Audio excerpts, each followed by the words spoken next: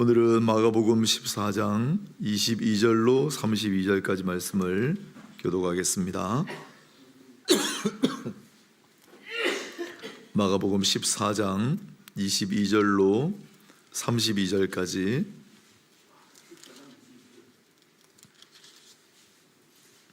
31절까지군요. 22절부터 31절까지 교독하겠습니다. 그들이 먹을 때 예수께서 떡을 가지사 축복하시고 떼어 제자들에게 주시며 이르시되 받으라 이것은 내 몸이니라 하시고 잔을 가지사 감사하기도 하시고 그들에게 주시니 이르시되 이것은 많은 사람을 위하여 흘리는 나의 피 곧 언약의 피니라. 실로 너에게 이르노니 내가 포도나무에서 난 것을 하나님 나라에서 새 것으로 마시는 날까지 다시 마시지 아니하리라 하시니라. 이에 그들이 찬미하고 감람산으로 가니라. 예수께서 제자들에게 이르시되 너희가 다 나를 버리리라. 이는 기록된 바 내가 목자를 치리니 양들이 흩어지리라 하였음이니라. 그러나 내가 살아난 후에 너희보다 먼저 갈릴리로 가리라. 베드로가 여짜오되 버릴지라도 나는 그리하지 않겠나이다. 예수께서 이르시되 내가 진실로 너에게 이르노니 오늘 이 밤 달기 2번 울기 전에 네가 3번 나를 부인하리라. 베드로가 힘있게 말하되 내가 주와 함께 죽을지언정 주를 부인하지 않겠나이다 하고 모든 제자도 이와 같이 말하니라. 아멘. 만찬 전과 만찬 후의 성도, 만찬 전과 만찬 후라는 제목으로 말씀을 함께 묵상하도록 하겠습니다. 우리가 너무나 잘 아는 최후의 만찬 본문입니다. 마가복음 14장을 우리 함께 보고 있는데 일주일간 마가복음 14장을 다룹니다. 본문도 내용도 길고 또 예수님 마지막 모습을 담고 있는 장이기 때문에 우리 한참 다루는데 3월에 고난주간이 있어서 사실 고난주간에 함께 묵상해야 될 내용들인데 한 달 전에 미리 보신다 생각하시면 되겠습니다. 14장 제일 앞부분은 마르다, 마리아 하는 비슷한 마리아 이름을 가진 여인이 예수님께 향유를 묻는 장면 나오고 어제 본문은 유다가 배신할 것을 예수님께서 예언하시는 대목, 그리고 오늘은 드디어 최후의 만찬입니다. 수년 전에 2019년인데 서철원이라고 하는 작가가, 서철원 교수님이 계시거든요. 우리나라에 아주 유명한 재은사이기도 하고, 그런데 이름이 똑같습니다. 그래서 제가 참 신기하게 봤는데 신의 작가입니다. 소설을 최후의 만찬이라는 소설로 혼불문학상을 수상을 했습니다. 내용이 독특한데 최후의 만찬이니까 뭔가 여기 최후의 만찬이 배경이 되겠죠. 때는 1791년, 1780년대 오래전의 얘기입니다. 그런데 어느 날 윤지충 권상년이라고 하는 고종사촌간인데 이 사람들이 누구냐면 정약용의 고종사촌들입니다. 다 그이가 친척이에요. 윤지충하고 권상년이라는 사람들이 이 이상한 그림 하나를 입수하는 걸로 소설 이야기가 시작이 됩니다. 소설이니까. 그림은 최후의 만찬을 그린 그림이었습니다. 아시죠? 가운데 예수님이 있고 제자들 쭉 둘러앉아 있는 그림 말입니다. 다빈치가 그린 거. 그 최후의 만찬 그림을 입수를 해서 그 그림 무슨 뜻인가 하다가 결국은 예수를 영접하게 되는 윤지충, 권상년이라고 하는 초창기 교인들, 그 당시는 서학이라고 그랬습니다. 전주교라고 뒤에는 했지만 그 교인들 배경인데 이들은 신주를 불사르고 제사를 지내지 않는 대신에 이들의 죄목입니다. 잡혀왔을 때 십자가를 아비보다 임금보다 더 숭상한다는 이유로 1791년 최초로 순교자가 된 인물들입니다. 윤지충하고 권상년. 이게 이제 박해 사건이고 이때 정약용 형제들도 연루돼 가지고 하나는 죽임당하고 둘은 귀양 가고 그랬습니다. 정약용도 목숨이 아슬아슬했어요. 그 사건을 배경으로 다루는 소설인데, 그러면 이 십자가가 언제 우리나라에 제일 먼저 들어왔을까? 그것도 좀 다릅니다. 언제냐면 지금 이순신 장군 이야기 다루고 있는 노량이라고 하는 영화도 개봉됐죠. 잘 안 가봤습니다. 이상하게 명량도 못 봤고, 지난번 한산대첩 다루는 건 봤는데 명량도 못 봤고 이번 노량도 못 볼 것 같은데, 그 임진왜란 때 일본 몇 군으로 나눠왔는데 코니시 유키나카라고 하는 그 장수가 전부 그 사람들이 기독교인이에요. 놀랍지 않습니까? 일본에 일찍 들어온 예수회라고 하는 그 사제들이 선교를 하러 왔어요, 일본에. 그 예수회는 언제 생겼느냐? 종교개혁을 하고 우리 개신교가 등장을 하면서 막 부흥하기 시작하니까 이제 로마 가톨릭은 그때 이제 거의 멸망 직전이에요. 그런데 로마 가톨릭 구교 안에서도 개혁을 부르짖는 사람들이 등장해요. 그 사람들이 본질로 돌아가자고 천주교 개혁을 일으켜요. 그래서 살아남았다고 봅니다, 나는. 그리고 그 사람들이 선교를 하러 떠나요. 그래서 일본까지 온 거예요. 일본에 이제 기독교가 전해졌죠. 그리고 일본은 옛날 군사 시절이니까 장군이 믿으면 밑에 부하들은 자기 신앙의 자유 관계없이 전부 다 믿는다고 해야 되는 거예요. 그래서 그냥 기독교 부대가 돼버린 거죠. 근데 그 당시에 침략을 지시했던 도요토미 히데요시가 또 놔두니까 너무 많이 번지니까 금지를 내렸어요. 십자가를 달고 가지 마라. 그래서 바른 십자가가 아니라 약간 X쪽으로 칼 두 개를 겹친 모양을 문양으로 해가지고 그 뒤에다가 이게 마크로 해가지고 쳐들어왔단 말이에요. 그래서 십자가를 제일 처음 접한 건 아마 임진왜란 때일 것이다라고 얘기하는데 그 전일 가능성도 많아요. 왜냐하면 중국 당나라 때 들어온 경교라고 하는 기독교 일파가 우리 신라 때도 들어왔거든요. 우리 기독교는 핵심 십자가 아닙니까? 그때 그 전에도 전해졌을 가능성이 있는데, 아무튼 이 소설에 보면 이순신 장군이 최후의 결전을 앞두고 거기도 12명의 부하 장수들과 함께 이야기를 나누는데, 그래서 그 부하 장수들이 그래서 예수라고 하는 사람의 십자가를 우리 장군님이 거론하신 게 아니겠는가, 그런 대목이 나오더라고요. 소설가 마음이죠, 상상력으로. 그러니까 이순신 장군도 마지막 결전을 앞두고 12 부하들과 함께 마지막 만찬을 잡수시면서 내가 다 짊어지고 가리라, 그렇게 했다는 거예요. 재밌는 소설입니다. 최후의 만찬. 그래서 이 최후의 만찬이라고 하는 이야기는 이렇게 동서고금을 막론하고 수많은 곳에 영향을 끼쳐왔습니다.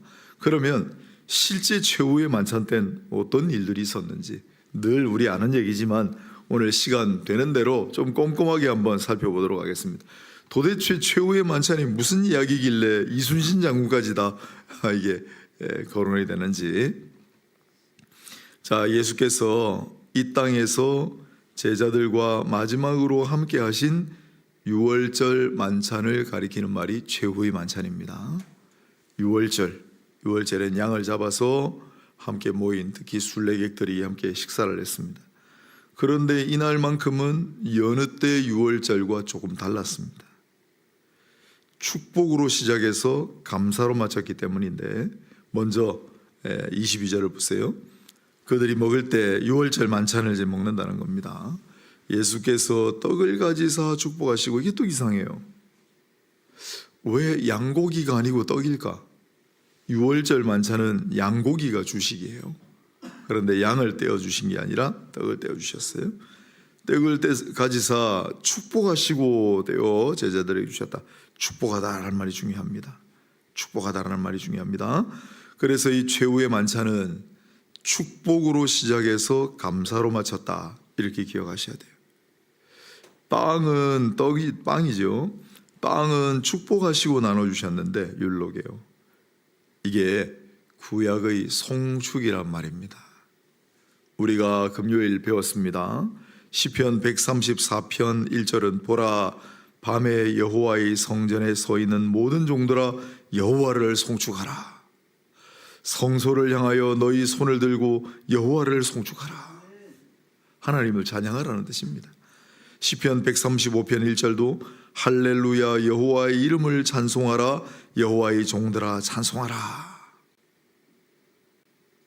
하나님을 송축하라 하나님을 찬송하라가 먼저 나오거든요. 그 송축했어요. 하나님을 찬양했어요. 찬양의 송축의 기도를 드렸어요. 그리고 떡을 떼어서 나눠주셨습니다. 반면에 잔을 나누어 주실 때는 23절을 보세요. 잔을 가지사 축복하시고 그랬잖아요. 단어가 다르거든요. 유카리스테요. 그래서 이때는 감사기도 하시고 그랬습니다.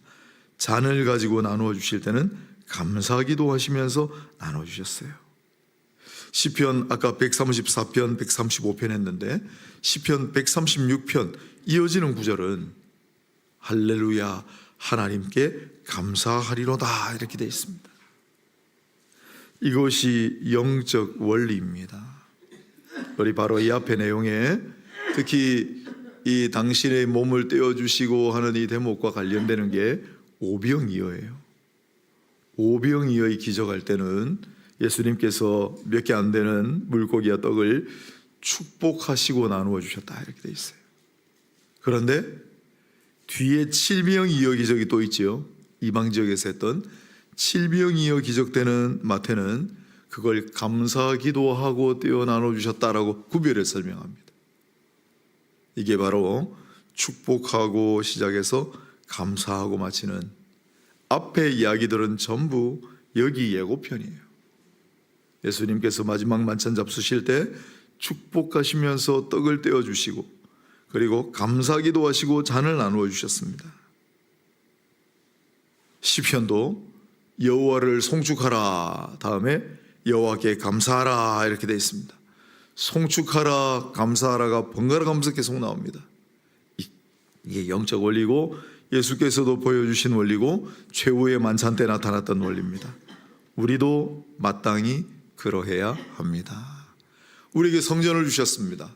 우리가 취해야 할 태도는 바로 하나님을 송축하고 하나님께 감사하는 일입니다. 우리 아이가 시험다가 성경 퀴즈대에 나가가지고 우수한 상을 받아왔습니다. 우리가 해야 될 일은 하나님을 송축하고 하나님께 감사하는 겁니다. 우리에게 일어나는 모든 일들 가운데 그게 내가 보기에 좋은 일이든 좋지 않은 일이든 관계없이 하나님을 송축하고 하나님께 감사하는 성도가 되어야 합니다. 예수께서 최후의 만찬 때 보여주신 거예요. 사실 서초론이라는 작가가 소설을 쓰지만 소설가는 이런 건 절대 알 수 없는 거예요. 그 내용 이야기는 따올 수 있을지 몰라도 부디 송축하고 감사하는 찬양하고 감사하는 그러한 성도로 살아갈 수 있게 되기를 바랍니다. 저도 그렇게 하겠습니다. 자, 최후의 만찬 때 결정적으로 뭐가 달랐냐면 보통 때 했던 말, 보통 때는 6월절 만찬할 때 어떻게 했냐면 이 빵은 하나님께서 주신 것입니다. 이 잔도 하나님께서 주셨습니다. 이 양도 하나님께서 주신 것입니다. 이렇게 했는데 그런데 이 최후의 만찬 때는 굉장히 기이한 말씀을 하셨습니다. 뭐라고 했냐면 헬라어로 투토 에스톤 토 소마무 이것은 내 몸이니라 이렇게 말씀하세요. 아니 빵을 떼주시면서 이것은 내 몸이니라 라고 말씀하셨다니까요. 그리고 잔을 나누어 주시면서 투토 에스톤 토 하이마무 이것은 내 피니라 라고 말씀하셨어요. 요한의 증언에 따르면 이걸 예수님께서 해설을 해주셨는데 뭐라고 하셨다고 했습니까? 모세 시대에는 하늘에서 만나가 내려와서 먹었지만은 나는 하늘에서 내려온 산도이니라. 누구든지 내 살과 피를 먹고 마시지 않는 자는 참된 생명을 얻지 못하리라 라고 말씀하셨다고 해설해 두었습니다. 얼마나 괴상한 말입니까? 그래서 요한복음에 보면 그 말을 듣자마자 많은 무리들이 예수님을 따라오고 말았습니다. 아 이거 이상하다. 이건 나는 못 받겠다. 어떻게 사람 살과 피를 먹는단 말이냐? 조금만 참으면 됐을 건데. 바로 이 최후의 만찬 때 떡을 나눠주시면서 이것은 너희를 위하여 주는 내 몸이니라. 포도주를 나눠주시면서 이것은 너희를 위하여 나눠주는 내 피니라. 그리고 내가 다시 올 때까지 너희는 예배를 드릴 때마다 이것을 행하여 나를 기념하라. 그러니 성찬식을 통해서, 성례를 통해서 빵을 나누고 포도주를 나누면서 이것을 기념하라는 말씀이구나. 금방 알 텐데 그새를 못 참고 다 도망갔어요. 초창기에 우리나라에 복음이 들어왔을 때도 바로 이 부분이 큰 걸림돌이 되었습니다. 기독교는 특히 어린 아이를 잡아먹는 서양 귀신이다 해서 소문이 분분했고, 그것 때문에 더 많은 미움과 탄압을 받았습니다. 하지만 바로 이 말씀이 최후의 만찬의 핵심입니다. 이것은 내 몸이니라. 이것은 너희를 위하여 흘리는 새 언약의 피, 곧 내 피니라. 이것을 먹고 마시는 자마다 참된 생명을 얻으리라. 그리고 주목해야 될 부분이 하나 더 있습니다. 22절, 23절에 공통적으로 등장하는 단어인데, 떡을 떼어 주시며 잔을 가지사 주시니 라는 말이 있죠. 이 주시다 라는 말이 어떻게 쓰였는지 잘 들어보세요. 갈라디아서 1장 4절입니다. 그리스도께서 하나님 곧 우리 아버지의 뜻을 따라 이 악한 세대에서 우리를 건지시려고 우리 죄를 대속하기 위하여 자기 몸을 주셨으니, 십자가에. 디모데전서 2장 6절입니다. 그가 모든 사람을 위하여 자기를 대속물로 주셨으니 기약이 이르러 주신 증거니라. 즉 최후의 만찬은 그저 떡과 포도주를 나누는 그 자체에 그치는 것이 아니라, 그 말인즉슨 십자가에서 갈갈이 찢기시고 피를 흘리심으로 모든 사람들의 죄를 대속하기 위하여 예수께서 당신의 몸과 당신의 피를 친히 주시겠다는 예고편이었다 이 말입니다. 이게 최후의 만찬의 핵심입니다. 그리고 실제로 그렇게 주셨고, 그 다음부터는 우리가 예배를 드리면서 빵과 포도즙을 나누면서 그것을 기념하고 감사하는 거예요. 그래서 송축하고 감사하는 거예요. 이게 최후의 만찬입니다. 이 최후의 만찬의 도리를 우리가 이제 분명히 알았으니 늘 기억하시고 항상 송축하고 감사하며 우리를 위해 주신 몸과 나를 위해 흘리신 그 피를 기억하고 그 몸과 피에 부끄럽지 않게 보답하는 그런 은혜의 성도들이 다 되시기를 바랍니다. 이게 얼마나 놀라운 선포고 얼마나 놀라운 약속입니까? 제자들은 신이 나서 찬양을 부르며 감람산을 향했습니다. 찬미하며 감람산으로 갔다 그러잖아요. 어떤 노래를 불렀을까? 우리는 알고 있습니다. 6월절에 공식적으로 부르던 노래가 있어요. 식사 전에는 113편, 114편을 주로 불렀고 6월절 만찬 먹고 난 다음에 주로 불렀던 노래가 115편, 116편, 117편, 118편 시편이에요. 너무나 유명한 시편이라 우리가 절대 모를 수가 없는 시편이고, 어제도 장례식 가서 제가 선포했어요. 여러분이 아실 만한 시편 내용 중에는 118편 호산나 호산나 여호와여 구하옵나니 이제 구원하소서. 호산나 호산나 찬송하리로다 주 이름으로 오시는 이여. 호산나 찬송이 들어가 있는 게 118편이고 그 찬양을 부르면서 그 노래를 부르면서 감람산으로 갔다 이 말입니다. 시편 118편에는 또 유명한 구절이 하나 더 있습니다. 여호와는 나의 능력과 찬송이요 나의 구원이 되셨도다. 예전에 개역 한글판은 여호와는 나의 능력과 찬송이요 나의 구원이셨도다.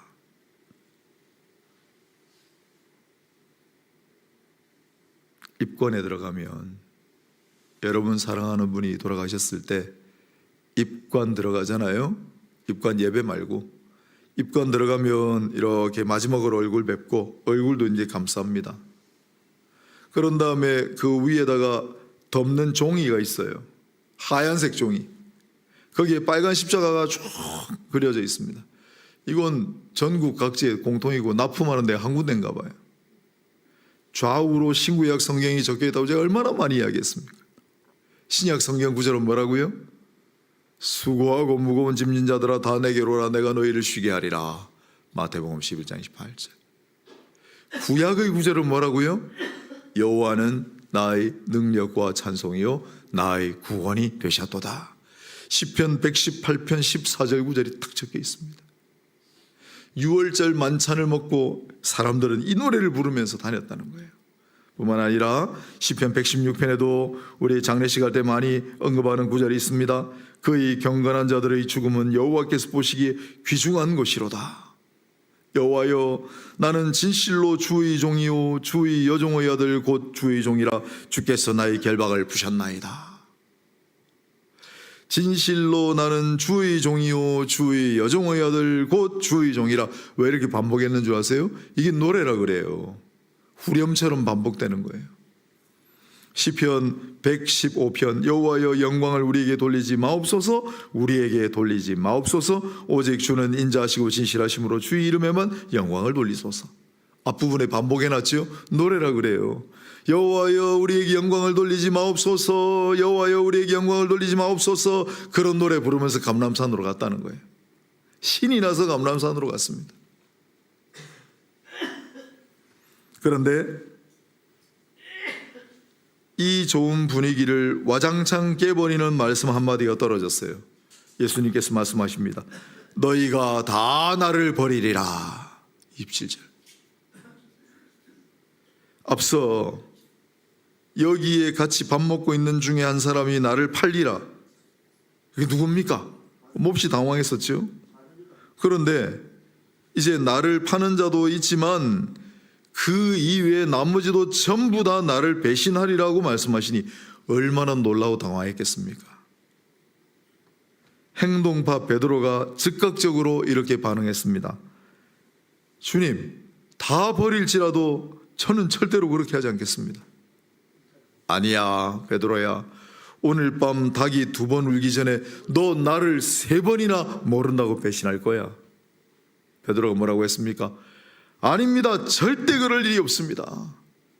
오늘 마가복음하고 다른 복음서하고 좀 다른데 합쳐서 하면 주님, 저는 주님이 감옥에 들어가도 따라가고 목숨을 내놓는 한이 있어도 주님을 버리지 않겠습니다.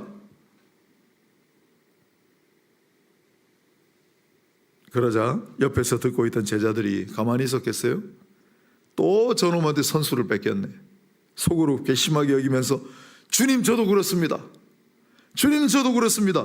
그렇게 되어 있잖아요. 마지막에 모든 제자도 이와 같이 말하니라. 내가 목숨을 잃는 한이 있을지라도 주를 부인하고 주를 버리고 주를 배신하지 않겠습니다. 전부 다 그렇게 얘기했대요. 제자들 전부 다. 그런데 만찬 후에 바로 얼마 뒤에 겟세마네 동산에 기도하라고 했는데 기도도 안 하고 얼마 뒤에 예수님께서 잡히셨어요. 새벽에. 그리고 체포당하고 끌려가서 옥에 갇히시고 예루살렘 공회와 로마 당국의 추조를 받으시는 동안에 제자들은 그렇게 이야기하던 제자들 자기도 잡혀갈까 봐 자기도 불이익을 당할까 봐 자기도 혹여나 목숨을 잃을지 몰라 다 도망쳤습니다. 베드로 그래도 끝까지 쫓아갔는데 3번이나 예수님 모른다고 부인하고 배신했어요.